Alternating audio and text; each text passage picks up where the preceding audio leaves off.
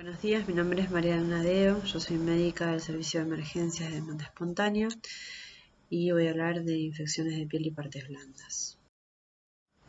Bueno, las infecciones de piel y partes blandas son un motivo frecuente en la consulta médica. El diagnóstico etiológico dificultoso y la susceptibilidad a antibióticos depende en parte del contexto epidemiológico. Las infecciones de piel y partes blandas de etiología bacteriana son un motivo de consulta frecuente y originan una parte importante de las prescripciones de antibióticos en nuestra práctica diaria. El espectro clínico abarca desde procesos banales hasta procesos letales, y dentro de estos últimos se deben destacar las infecciones necrotizantes, que conllevan a una alta tasa de mortalidad si no se diagnostican y se interviene de forma precoz. Entonces podemos clasificarlas en dos categorías: infecciones superficiales o simples e infecciones profundas, complicadas o necrosantes. Bueno, el impétigo es una infección de la piel muy común en todo el mundo. Consiste en lesiones purulentas, discretas. Están casi siempre causadas por el estreptococo beta hemolítico y o el Staphylo aureus.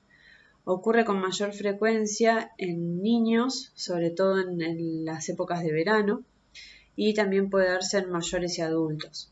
Se transmite por contacto directo y los estudios prospectivos de estreptococos en impétigo demostraron que los microorganismos responsables inicialmente colonizan la piel intacta, y podría explicar la influencia de la higiene personal en la incidencia de la enfermedad. La inoculación de estos microorganismos en la piel se produce por trauma, lesiones o picaduras de insectos, y durante el transcurso de 2 a 3 semanas el estrepto puede ser transferido de la piel y o lesiones de impétigo a las vías aéreas superiores. Por el contrario, el impétigo por estáfilo, los patógenos están más presentes en la nariz antes de causar una enfermedad cutánea. Y el impétigo solo aparece en zonas expuestas del cuerpo como en la cara o en las extremidades. Estas lesiones se mantienen muy localizadas y con frecuencia son múltiples y pueden ser de apariencia ampollar o no. Por eso se las define en dos tipos: el impétigo ampollar o bulloso, que es el menos frecuente, está dado por el Staphylo aureus, que produce una toxina causando una escisión en la capa superficial de la piel, que es el síndrome de la piel escaldada por estáfilo. Es una lesión ampollar, flácida, sin eritema alrededor, llenas de líquido de color amarillo claro, que más tarde se vuelve más oscuro y a veces purulento. Se puede romper la ampolla dejando una costra amarilla o marrón. Y el impétigo no ampollar es el más frecuente, que está causado por el Streptopiógenes o el Staphylo aureus o ambos, y comienza como unas vesículas rodeadas por un área de eritema que luego se descomponen para formar una costra característica, que es la costra mielicérica. Y estas lesiones producen prurito, a veces dolor, y se diseminan con rapidez por autoinoculación. Bueno, hablar un poquito del tratamiento del impétigo. Dependiendo de las lesiones, si es local o si tiene componente sistémico, va a depender del tratamiento. Pero sí tener en cuenta que mientras había infecciones por estreptococo solamente, la penicilina era el tratamiento más eficaz y disminuía significativamente las recurrencias. Pero actualmente, tanto para el impétigo bulloso y la mayoría de los no bullosos son causados por el Staphylo aureus, lo que hace que se deban usar penicilinas resistentes a las penicililasas, o sea, el amoxiclavulánico o las cefalosporinas de primera generación. Se debe tener en cuenta además que la prevalencia de SAM-R está en aumento. Siendo para el tratamiento tópico, tienen que ser lesiones locales, no extensas, ya que aumentan la probabilidad de la resistencia. El tratamiento local se haría con mupirocina, es una crema, ungüento al 2%, 3 veces por día durante una semana, o el ácido fusídico al 2%, que se usaría 3 veces por día durante una semana también. En los casos de lesiones aislados de impétigo no bulloso, que involucran solo un área limitada del cuerpo, sería el tratamiento de elección, el tratamiento tópico local. Y el resto de los impétigos, la infección que ocupa una superficie corporal mayor o si se acompaña de síntomas sistémicos, se recomienda ya la prescripción antibiótica por vía oral, como la cefalexina, eritromicina, amoxiclavulánico. Y también se puede agregar los antisépticos locales que sirven para decostrar la lesión, como el agua de Codex o el agua de Alibur. Bueno, tenemos otro tipo de lesiones que son infecciones supuradas, pueden ser leves en caso de que estén producidas por Staphylococcus meticilino sensible, o infecciones moderadas si ya tienen resistencia. Los abscesos son colecciones de pus dentro de la dermis y el tejido de la piel más profundo, son nódulos dolorosos, sensibles y fluctuantes. A menudo están coronados por una pústula y rodeados por un borde de inflamación eritematoso. Para los abscesos tenemos la posibilidad de realizar ecografías, que es útil para distinguir el absceso de la piel de otras lesiones. Son polimicrobianos, las bacterias que contienen constituyen la flora de la piel regional y a menudo están combinados con los microorganismos de la membrana mucosa adyacente. Se aíslan varios organismos, incluidos los gram negativos y anaerobios, en pacientes con abscesos de la piel perioral, perirectal o vulvovaginal. La mayoría de los abscesos son de causa infecciosa, pero también nos encontramos con los abscesos estériles, que puede ocurrir en el entorno de irritantes inyectados, como por ejemplo cuando se le administra una medicación a base de aceites de manera intramuscular, pudiendo dar un absceso estéril, convirtiéndose en lesiones duras, sólidas o como cicatriz. Bueno, el forúnculo y el carbunco son infecciones del folículo piloso, por lo general, que están causadas también por el Staphylo aureus, tanto el sensible como el resistente a meticilina, y en los que la supuración se extiende a través de la dermis subcutánea, formando un absceso. Se diferencian de la foliculitis, en la que la inflamación es más superficial y el pus está presente en la epidermis. Puede aparecer en cualquier parte donde haya pelo, y cuando la infección se extiende e involucra varios folículos adyacentes, producen una masa inflamatoria con secreción de pus de múltiples orificios foliculares, y esto es el carbunco o anthrax. Pueden salir en la parte posterior del cuello o en los muslos, y es más probable que ocurra en personas diabéticas. Cualquier proceso que provoque la brecha de la barrera de la piel también puede predisponer al desarrollo de un absceso cutáneo, forúnculo o anthrax.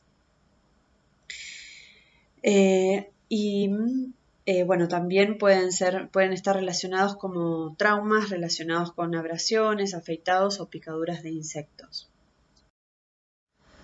En el tratamiento de estas lesiones, lo que hay que dejar en claro es que cualquier lesión cutánea supurada, ¿sí?, primero tiene que drenar, ¿sí?, y de esta manera vamos a poder distinguir, dependiendo del tamaño de la lesión, si es menor a 5 milímetros o si es mayor a 5 centímetros, y definir el tratamiento. Siendo menor a 5 milímetros, que serían los pequeños forúnculos, el tratamiento es compresas calientes, agua de Alibur o agua de Codex, como para facilitar el drenaje espontáneo de la lesión. En los forúnculos anthrax y grandes abscesos requiere la incisión y drenaje. Se debería mandar muestra para cultivo por la gran recurrencia de los SAM-R y para que haya un dato microbiológico importante epidemiológico, y así la antibiótico terapia y la prevención y medidas de control. Y en los pacientes con abscesos mayores a 5 centímetros, que son múltiples lesiones, que tienen comorbilidades asociadas o celulitis circundante, signos sistémicos, además de la incisión y el drenaje, deben manejarse con antibiótico terapia. Bueno, como menciona la diapositiva, la selección de los antibióticos se basa en el tratamiento empírico de las lesiones, pero debe incluir la actividad contra el SAM-R en áreas de prevalencia alta. Y en Argentina la prevalencia supera el 50%. Entonces los pacientes con esta enfermedad localizada pueden ser manejados de forma ambulatoria con terapia oral. Hablando un poco de los factores de riesgo para Staphylo aureus meticilino resistentes, tenemos que tener en cuenta a los pacientes que ya han usado previamente un antibiótico, deportistas, uso de drogas endovenosas, confinados, soldados, pacientes que están en contacto directo con otras personas que hayan tenido furunculosis recidivantes, historias de SAM-R previos y o convivientes de estos pacientes, pacientes inmunodeprimidos o inmunocomprometidos y contactos de pacientes en hospital de día, por ejemplo. Porque los brotes de furunculosis causada por los SAM-S, así como los SAM-R, pueden ocurrir en muchas situaciones de contacto personal, como los que ya nombramos, higiene personal inadecuada, exposición a otros forúnculos, que son factores importantes predisponentes. Para el control de estos brotes puede requerirse los baños con jabones antimicrobianos, tales como la clorhexidina, y el lavado a fondo de la ropa, toallas o ropa de cama y erradicar la colonización estafilocóxica de la persona. Y para los episodios repetidos de furunculosis, si bien algunas de estas personas en particular, por ejemplo los niños, tienen respuestas anormales inmunológicas, para la mayoría el factor predisponente identificable es la presencia del Staphylo aureus en las narinas o en ocasiones en otros lugares como el perineo. Y la prevalencia de la colonización nasal por el estafilococo es en la población general es del 20 al 40%. Bueno, la elección del antibiótico de estar indicado debe usarse para, como ya lo habíamos charlado antes, actividad contra el SAM-R, que de primera elección es el Bactrim, la trimetoprima sulfametoxazol, 160-800 miligramos cada 12 horas por 7 días vía oral, clindamicina de 300 a 600 miligramos cada 8 horas y minociclina o doxiciclina de 100 miligramos cada 12 horas también. Y en internación se utiliza vancomicina y evaluar la cobertura de gram negativo y anaerobios. Bueno, los cuadros clínicos de erisipela y celulitis constituyen causas frecuentes de morbilidad y en ocasiones de mortalidad en la población general. El diagnóstico es clínico y solo en situaciones especiales se utilizan exámenes complementarios para confirmarlo. La erisipela es una infección aguda de la piel, compromete la dermis superficial, en algunos casos rápidamente progresiva. Se manifiesta clínicamente como una placa edematosa caliente de bordes netos, sobreelevados, eritematosa, eritemato purpúrica, ampollar o a veces necrótica. Dependiendo de la gravedad del cuadro clínico, se puede acompañar de adenopatías regionales y a veces de linfangitis. Puede presentar sintomatología general como fiebre y decaimiento. Y la celulitis, a diferencia de la erisipela, además de la dermis, compromete el tejido celular subcutáneo y sus límites no están bien definidos. Como agente causal, el Streptopiógenes es el patógeno dominante, pero el estreptococo del grupo G, C y B pueden ser causa de erisipela también. La etiología estafilocóxica es menos frecuente y ocurre generalmente en pacientes con trastornos de circulación linfática o traumas penetrantes, particularmente sitios en donde se utiliza para inyección de drogas recreacionales o la colonización de la piel, el tracto respiratorio o transmisión de persona a persona, que es la fuente de los microorganismos involucrados. Los factores predisponentes pueden producirse a cualquier edad, con mayor tendencia en mayores de 60 años. Habitualmente la disrupción de la barrera mecánica que ofrece la piel es la puerta de entrada para el ingreso del microorganismo y tiene diseminación local posterior. Las puertas de entrada más frecuentes son los traumatismos, heridas cortantes, intértrigos y onicomicosis. En muchas ocasiones estas disrupciones son imperceptibles por el paciente, impidiendo que se den cuenta y posteriormente el tratamiento, ¿no? Además de la presencia de una puerta de entrada para los microorganismos, existen factores predisponentes obviamente en los pacientes como obesidad, diabetes, edemas secundarios, insuficiencia venosa, obstrucción linfática, enolista severo, cirrosis, inmunodepresión o infecciones del tracto respiratorio superior. Bueno, para el tratamiento, ya sea erisipela o celulitis en casos leves, se indica cefalexina de 1 gramo cada 6 horas o amoxiclavulánico de 1 gramo, dependiendo del cuadro, cada 8 o cada 12 horas, o clindamicina de 300 miligramos cada 8 horas. En las erisipelas o celulitis moderadas se inicia cefasolina de 1 gramo endovenoso cada 6 o AMS de 1,5 gramos o ceftriaxona de 1 gramo endovenoso día y la posibilidad de vancomicina 1 gramo endovenoso cada 12 horas.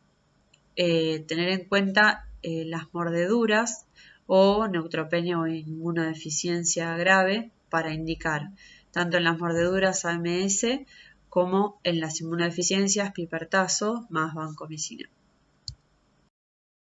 Bueno, hablando de infecciones severas, tienen elevada mortalidad, se realiza el diagnóstico en forma tardía. El diagnóstico etiológico en general es intraquirúrgico y puede ser poli o monomicrobiano por estreptococo o clostridium. Bueno, como para mencionarlas, la piomiositis es una infección aguda bacteriana, afecta al músculo estriado, generalmente por el Staphylococcus aureus, que suele acompañarse de la formación de un absceso en el músculo. Podemos decir piomiositis secundaria cuando la infección muscular se origina a partir de una herida penetrante o úlceras por decúbito, extensión de infecciones de tejidos vecinos o por bacteriemia en el contexto de otro foco infeccioso. La clínica de estas patologías es el dolor, tumefacción, absceso, compromiso sistémico que puede llevar a un shock y los músculos más afectados por lo general en cuádriceps, iliosoas, glúteos y músculos del tronco.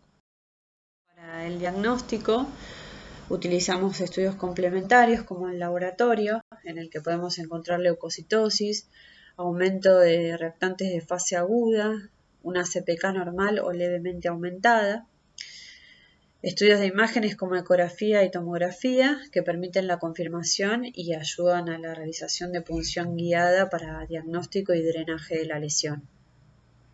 La resonancia es más sensible en estadio inicial y muestra inflamación difusa del músculo afectado. Hay que tener en cuenta los diagnósticos diferenciales de estas patologías porque muchas veces puede confundir el cuadro, pero primordialmente tener en cuenta que son, diferenciarlas de infecciones que afectan el músculo y la fascia o que tengan compromiso con, que tengan un proceso que cursan con un cuadro clínico parecido.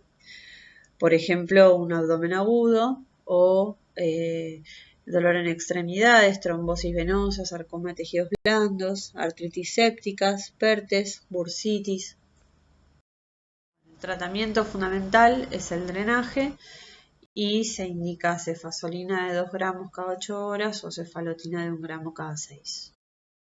Bueno, la infección necrotizante profunda, que era una de las infecciones complicadas, severas, el dolor es desproporcionado e intenso respecto a la lesión visible, hay un edema que sobrepasa el eritema, hay anestesia cutánea de coloración azul, purpúrica en parches, puede haber alteración del sensorio y signos sistémicos, bullas hemorrágicas, crepitación, necrosis cutánea, tiene rápida progresión del cuadro a pesar de un adecuado esquema antibiótico y el paciente se puede chocar.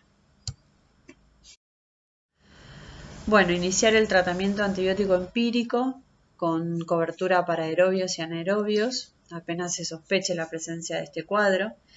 Los esquemas empíricos de elección son en inmunocompetentes, combinar ampicsulbactam más clinda, combinaciones de cefalosporina de primera generación con una droga antianaeróbica, ¿sí?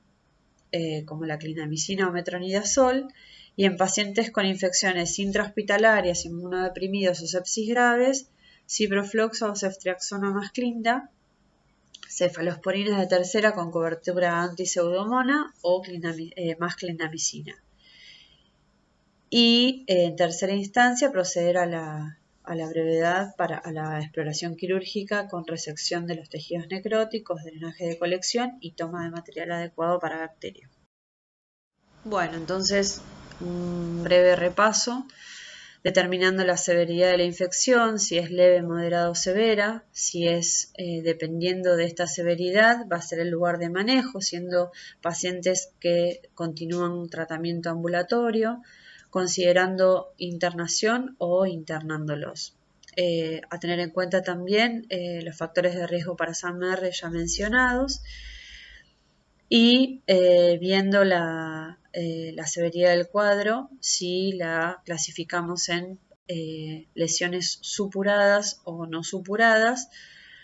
Las supuradas teniendo en cuenta lesiones como abscesos, forúnculos o carbunclo, siendo las leves y moderadas dependiendo del tratamiento, y las no supuradas como la celulitis erisipela también clasificándolas en leve y moderada con sus respectivos tratamientos también. Pensar en la infección severa de piel y partes blandas, indicación de internación, las ya mencionadas, las celulitis necrotizantes o colecciones que descompensan a un paciente, que hay un dolor desproporcionado, ¿sí? Con signos sistémicos, pensar en la etiología de la patología para tener en cuenta el tratamiento.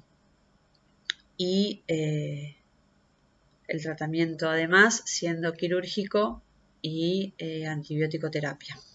Bueno, muchas gracias.